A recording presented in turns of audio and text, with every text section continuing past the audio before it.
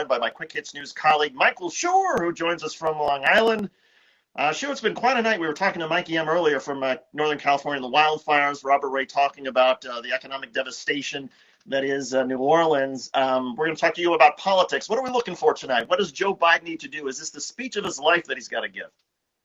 I think there'll be. I think Joe Biden wants the inauguration speech to be the speech of his life. It's an important speech. I think that in the context of this convention, it's obviously the most important one. You're going to hear the same Joe Biden, though, and I think that's a Joe Biden that has sold himself to the people of Delaware for almost 50 years, but to Americans for almost as long as well. But I don't think it's going to be dazzling in terms of rhetoric and high oratory. It's going to be somebody who speaks like Joe Biden, doing what Joe Biden does well, which is speaking in a folksy way, making mistakes, but being earnest in what he's trying to communicate.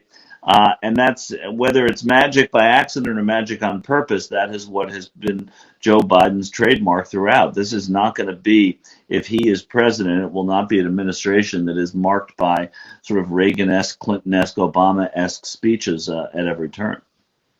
By the way, the Michael Schur fans are out in force tonight on a big political night. We've got Brett, who says hello from Los Angeles. Mark says hello from Los Angeles. Ariel says hello from Brooklyn. Although wow. I think Ariel is actually, unless it's a different Ariel, maybe she's in South Orange, New Jersey. So sure, I mean, a big politics night. And again, we've been talking all week long about how strange this is in terms of going virtually. Mark wants to know, do you think the Democratic convention has been successful so far?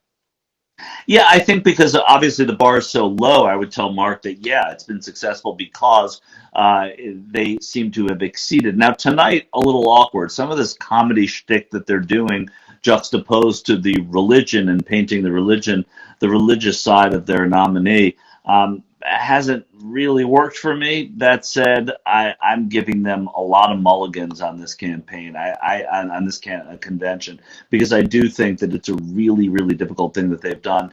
I think they should get an Emmy for this. I mean, this has really been extraordinary considering what they're up against and considering the dynamic of how we have come to know conventions, and this is so different. I think you were the one who mentioned today on Quick Hits News, and by the way, you can always get Michael Schur delivered to your inbox. Go to quickhitsnews.com, subscribe to our daily 15-minute show, and you'll see Michael Schur's analysis every day at your convenience. Schur, I think you were the one who was saying that you actually liked the way the roll call was done the other night, that the fact that they had to do it virtually, but still the way they set that up, you were impressed. Yeah, I was, because what you were able to see rather than the darting around the convention hall, by the way, I'm going to be on the record as saying I love the roll call at the convention hall too. I think it's hokey, but I do love it.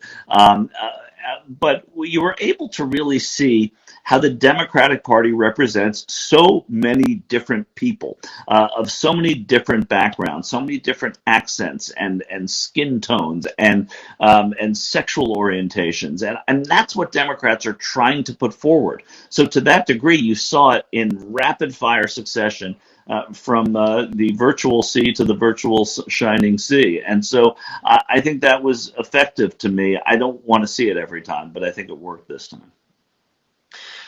We've got some questions about younger voters. Ariel wants to know, how do you think all of this is going to impact younger voters? Do you think it inspires younger voters at all, or has this been perhaps too detached for them to really see much in here for them? Well, I mean, you know that I'm a cynic about this thing. I don't think it inspires younger voters or older voters. I think that it is the theater of the Democratic Party, and it inspires Democrats who are active within the party and have a real sort of favoritism to this thing. But it does not inspire people who are cynical about politics, cynical about Biden, cynical about Democrats.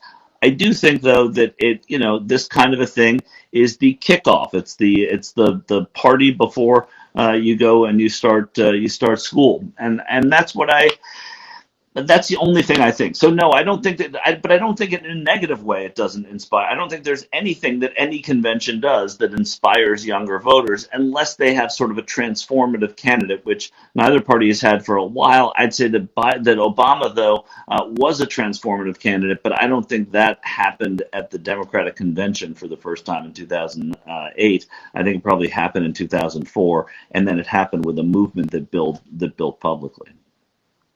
Sure, we've been speaking this hour, of course, about the wildfires in California, the economic devastation in places like New Orleans. It sounded like from Robert Ray that a lot of people in New Orleans are looking or used to the idea that this is going to be fixed regionally or by the states. Obviously, with COVID-19, the states have essentially had to make decisions themselves without a real clear sort of guidance from the federal government. Has that changed the way that maybe Americans see government over the next couple of years? The idea that states do have more responsibility in their view, largely because that's been the Trump administration policy, is to let the states figure it out. It has been, but I think when letting the states figure it out is a different sort of edict from the White House than a blueprint. And I think that while you have these governors who have taken on great responsibilities here, you also have had, and there was a call that I know of that Republican governors were on several weeks ago who said they're not going to have the vice president on this call. They're not going to have any Democratic governors on this call. We're going to be Republican governors, and we are going to say what's happening in Washington isn't helping us. We have to take charge now. And I think that when you hear that that's happening, it's going to empower the states even more, but it's also going to make people realize that their state government is important and who is representing them at the state level when it comes to these sorts of pandemics. Now, of course, these are once-in-a-lifetime things, we presume. We don't expect the next pandemic to happen in 3 years, so it's hard to prepare for that. But I think state governments are going to be stronger, and I think they're also going to have a friendlier federal government if there's a change in administrations. We've got Brett who wants to ask a question, and then we're going to go in just another minute so that people can watch the 10 o'clock hour. But Brett wants to know, points out that Joe Biden's appearances so far without an audience have seemed a little bit awkward, perhaps a little bit awkward with his wife in the classroom. How do you think Joe Biden does in terms of the speech, where it's literally just him alone in a room with a teleprompter without the crowd to sort of give him the extra adrenaline that a lot of politicians love? Well, I mean, I think he's probably going to go for a little bit of fireside chat and a little bit of direct action. So it'll probably be a hybrid kind of speech. I think that everybody, again, and we talked about this earlier, there's a lower bar for Joe Biden, and he's done a good job of setting that, right? Stuck in his basement, not going out as much as even the president has, but the president's also the president, so it's part of his job. I think Biden's going to give the type of speech that we will not be talking about for decades, but it will be probably evocative of many speeches Biden has given. And I think, again, you talk about earnestness and you talk about care and you talk about empathy. You're going to hear about his children and you're going to hear the real guy. I mean, that's what Joe Biden likes to portray, and that's kind of who he is. Shu, it is always a pleasure talking politics with you, both on Quick Hits News and also live on a convention night. I swear, the next one, 4 years from now, we're actually going to be in the convention hall, you and I. And we're not going to I'll be happy to be back. I think I've been to 8 or 9 of them, so I'm sad about this one. Yeah. Shu, enjoy the speech the next hour, or don't enjoy it, depending on your political views. And same to our audience. Thanks to everybody for watching, and thanks, of course, to Mike Yam earlier this hour for his reports in Northern California, to Robert Ray, who was in New Orleans, and Michael Schuer, who's our political expert on Quick Hits News, who is, unfortunately, he is stuck in Long Island as opposed to roaming the halls of a packed convention. But I guarantee he will be back at the next one, not the Republican one, but 4 years from now, you're going to see a lot of Michael Schuer with a microphone, shoving it in people's faces. With the quick hits, and getting with the quick hits mic flag on the microphone. Yeah.